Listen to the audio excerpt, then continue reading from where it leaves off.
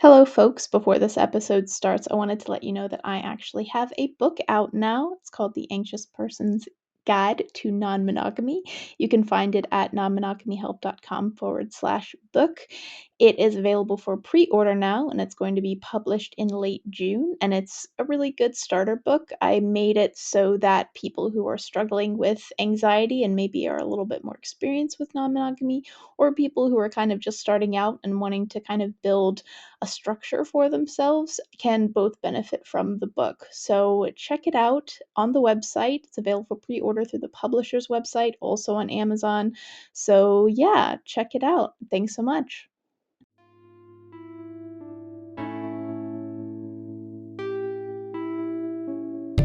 Non-Monogamy Help is a podcast where your questions about open, non-monogamous or polyamorous relationships are answered. Our host, Lola Phoenix, will consult a licensed therapist with over a decade of experience to address your problems. Names and locations have been changed or censored to keep your questions anonymous. You're listening to Non-Monogamy Help, the podcast. Hello and welcome to episode 84 of the Non-Monogamy Help podcast. I'm Lola Phoenix. Please send your questions to nonmonogamyhelp@gmail.com and they'll either be read in the podcast or the column anonymously. If you want to read the columns and listen to the podcast, you can go to nonmonogamyhelp.com, subscribe to our newsletter, get the columns and podcasts in email before they go out live by going to go.nonmonogamyhelp.com/email and follow us on Twitter and Instagram at nonmonogamyhelp. If you want to support the columns and the podcast, please consider becoming a patron. Even $1 a month supports the daily running of the columns and podcasts, and it just shows me a general vote of support. I really appreciate that. You can do that by going to patreon.com/Lola Phoenix. If you donate $5 or more a month, your name, with your permission, will be read at the end of the podcast. Let's get to this week's discussion question. If this is the first time you're hearing an episode, every week before I read a letter, I put forth a discussion question that you can use with your friends, partners, or anyone else to get to them a little bit more. I also answer it myself briefly to give you a little bit of context. This week's discussion question is, when do you tell people that you're non-monogamous or polyamorous? This is interesting for me because when you hear this, it'll be in a different place, but as I'm recording this now, I'm actually without any partners, and I don't necessarily know if polyamory is going to be in my future, so I don't necessarily see myself as being polyamorous. I chose polyamory for a specific reason, and that was mostly so that when I had children, which I really wanted, I would have multiple people there to be parents and supportive. I wanted a big family, basically. And that isn't something that I'm necessarily finding within the polyamory community. As much as people talk about kitchen table polyamory, as much as people talk about that kind of a thing, there's kind of running jokes about polyam co-ops and things like that. I don't necessarily see people wanting the same things I want.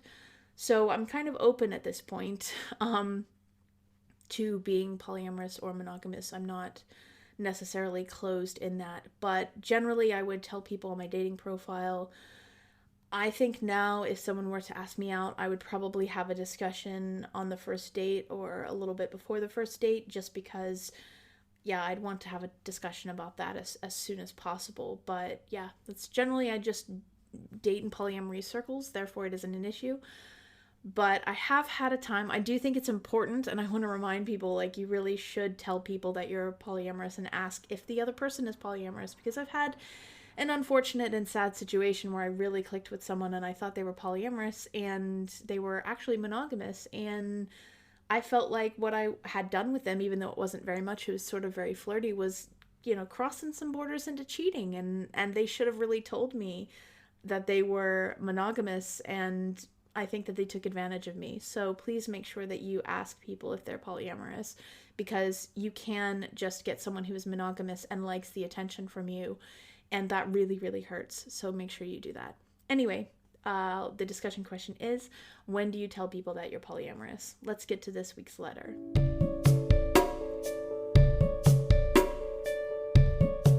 My partner and I have been together for almost a year now. Since the beginning, we've talked about the possibility of polyamory and non-monogamy. Long before we met, I was investigating and searching about what it is to be and feel polyam. I've been feeling all my life with a lot of love to give and share, and when we started the relationship, we talked about that.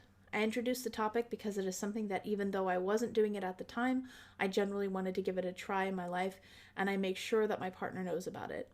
I loved that they were understanding and loving and kind of shared some of my thoughts, although they were a little bit shy.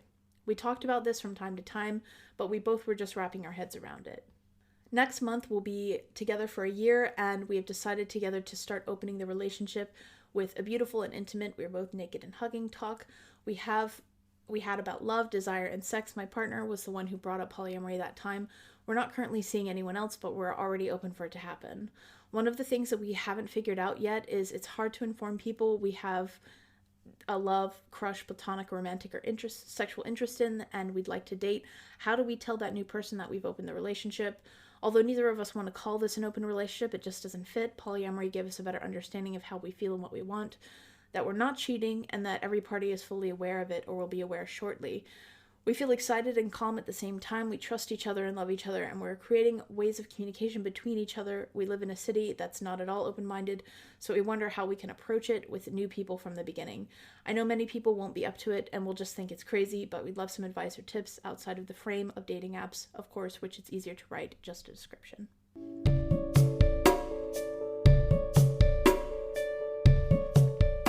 Before we get to this week's answer, I'm going to quickly plug this episode's sponsor, BetterHelp. A lot of times in my columns and podcasts, I encourage people to seek a polyamory-friendly therapist.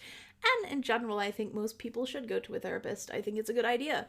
But for a lot of people looking for a therapist who may be supportive of polyamory, or just any therapist at all is impossible or out of their budget, BetterHelp allows you to find therapists online that you can send messages to at any time of the day, and they do offer some financial aid. You can get 10% off of your first month by using the promo code Non-Monogamy Help at checkout, or by going to betterhelp.com/non-monogamy help. Let's get to this week's answer.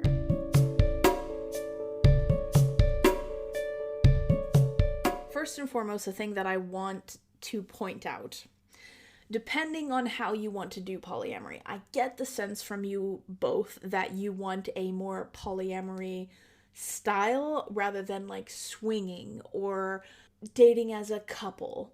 You say we a lot, and this may be a function of language because I do kind of get the sense that English isn't your first language, which is fine. But I want to highlight how important this is because I very, very, very much think that people should not date as a group. Couples can try to find a quote-unquote third. I don't think that's what you're doing. I actually don't get the sense that that's what you're doing, but I just want to reiterate it because I think it's important to let go of we. If you are opening your relationship, you have a relationship already with each other, but if you want to be polyamorous in terms of the idea of having equal partners, more or less different romantic partnerships, then you are operating as individuals. And I think you should operate as individuals. So again, it might be just a function of language that you both have this problem, so you're saying we, but it's really, really important to keep that mindset away from we and how do my partner and I, or how do I, don't date as a group, as my general advice. People can date as a couple and not be what they call unicorn hunter, which is where usually the picture of unicorn hunting is a couple with a man and a woman, and it generally tends to be that the woman is bisexual or is interested in trying some new things. And so they go and look for a third or this bisexual woman who doesn't have any other partners, and it will commit to both of them, love them both at the same time, at the same level. And then if they start to feel scared, they can just cut her off and save the primary relationship. I don't necessarily think that's what you're doing here. That's unicorn hunting. I think that it makes sense, and I've said this before in the column and the podcast, there's a lot of reasons why people date as a couple and try to find a quote-unquote third, but it's not, it doesn't provide the safety that people think it does. I don't think that's what you're doing here, but I want to encourage you, even from the outset, to try to see yourself as dating as individuals. So now that I've gotten that out of the way, which may not even really have anything to do with you, but it's important to say. The other thing that I would say is that you can try to find polyamorous groups in your city. You said your city is not at all open-minded. It is kind of easier if you're in polyamorous groups to date because you don't have that problem. But I also think that you need to accept that some people might assume that one of or both of you are cheating. that is kind of how it might be. And you need to kind of learn how to respond to that and be comfortable with that. What I generally would do is tell people right off the bat. So if you have an interest in someone, you know, you can say, hey, like, I would like to date you. I would like to let you know before we go out on a date that I am in an open marriage. You can say that just so it's easier for them to understand it, even though people don't necessarily know about quote unquote polyamory fully yet. Plenty of people understand open relationships. Like, it was a status on Facebook ages ago when I was first using Facebook, now that I'm such an elder millennial. People understand what an open relationship is, and they may have misconceptions and preconceptions about it, but they at least get it. They have the language for it. So you can say, hey, I'm interested in dating you, just so you know I am in an open relationship, and I do have a partner. My partner is aware of what I do. I think it's also really important while you're deciding this is not only for yourself, but for each other and for new people that you date. You need to find out what your life, you know, what you would like your life to look like. On nonmonogamyhelp.com, on the homepage, I have a 101 and 102, those two articles which are helpful. Those are about people just starting out. And a big part of the 101 article, or a big concept that I always talk about in the columns in the podcast, is finding your anchor. And that is what you are interested in as an individual about polyamory that doesn't have anything to do with saving your relationship. You know, if this relationship weren't happening, what would interest you in polyamory? That is the first thing. I think the second thing is to think about what it is that you want. Like, what do you see your future being like with your current partner and other partners? What are the physicalities of that? Are you going to spend a couple nights away? Are you wanting to have multiple partners? Do you want kitchen table polyamory where everyone lives together and everyone has a close bond? Like, just because two people are polyamorous or in open relationships doesn't mean that they're compatible. So if you have a better idea of what interests you about polyamory and where you'd like your life to go, then that will make it a lot easier as well for you to be able to talk to someone who is completely new to polyamory. So not only can you say, hey, I'm in an open relationship, I'm interested in dating you. If you want to go out on a few dates, let me know, but I want to be honest with you up front. And then maybe they'll be interested. Maybe like, oh, I've never, you know, they'll have questions. Expect that they will assume, like, ask you the same basic questions, like, what about jealousy? What do you do? But if you have a good idea of what you want, then, like, for myself, I think I would probably say, you know, I have been polyamorous for 10 years. I don't know if it's necessarily something that I want, but primarily what I want from a relationship is, and primarily what I want my life to look like is.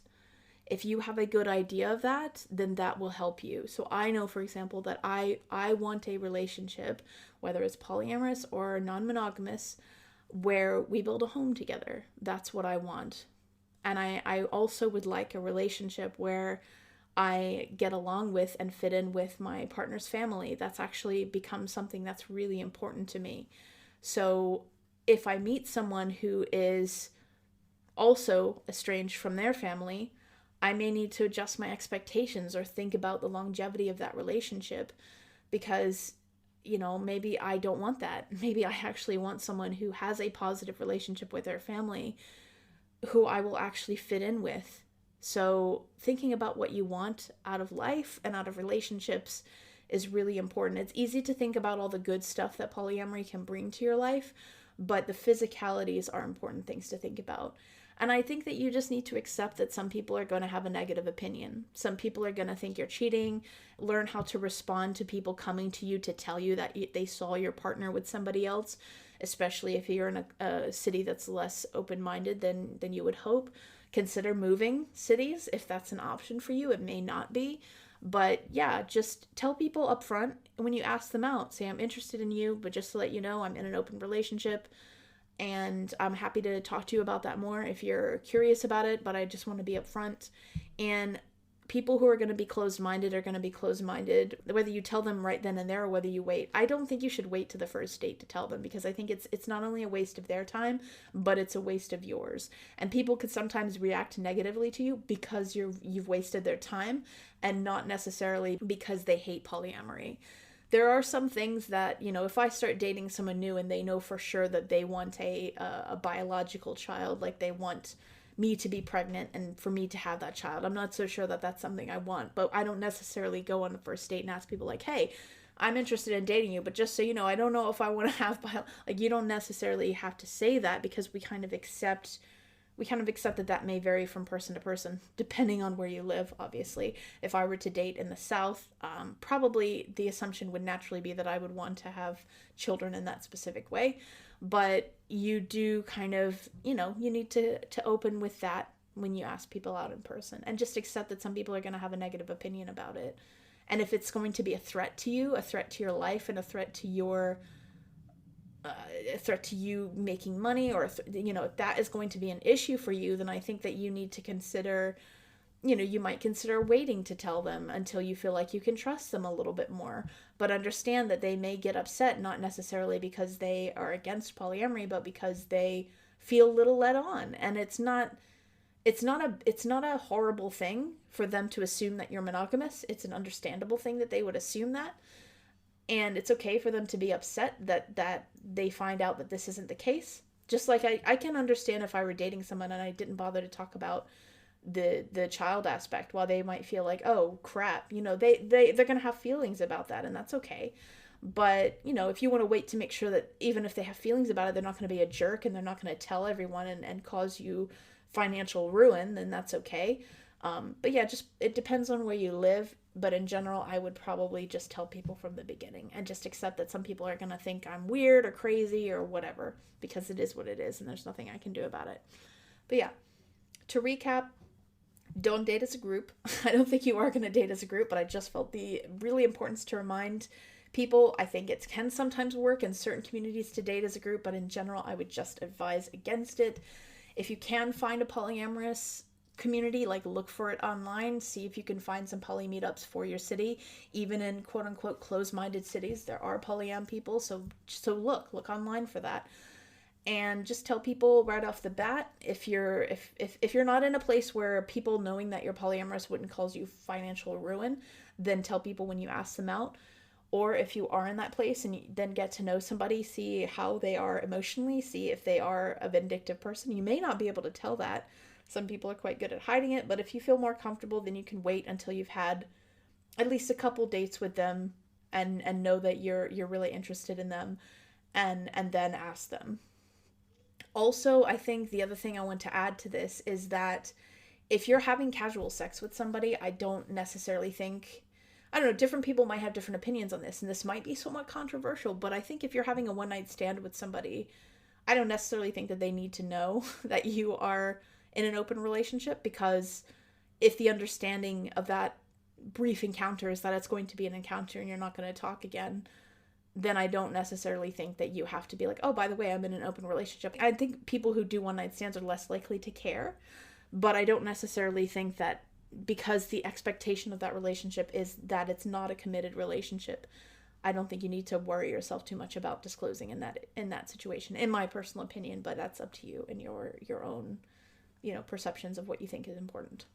And also, last but not least, learn to accept that people will have a negative opinion about you, and then also learn how to respond if someone comes to you and says, oh, I saw your partner with someone else. Like, figure out what excuses you're going to make, if you're going to make excuses, or if you're going to come clean and talk about it, and decide that, yourself, your partner may have a different comfort level when it comes to that, and that's fine, but figure out how you're going to respond to that.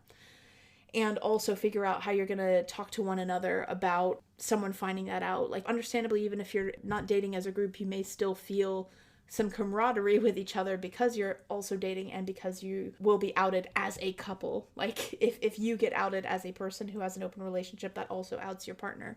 So talk about your comfort levels around that and how you can meet in the middle with regards to that. Maybe there is a lot more at stake for your partner than there is at you if it gets out. So have a discussion about that. So yeah, I hope that helps, and good luck.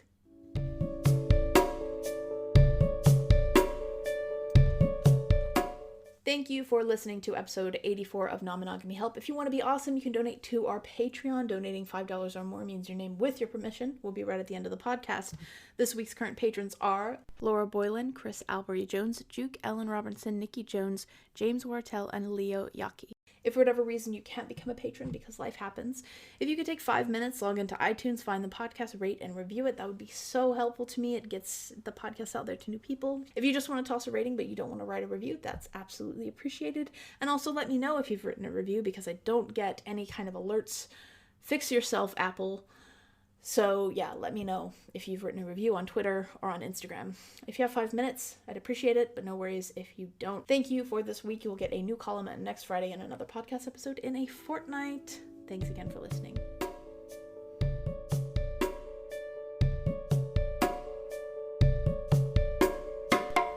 You've been listening to Non-Monogamy Help. Our podcast music has been provided by Chris Albury-Jones at albury-jones.com, and the art was made by Dom Jung at domduong.com. Thank you for listening.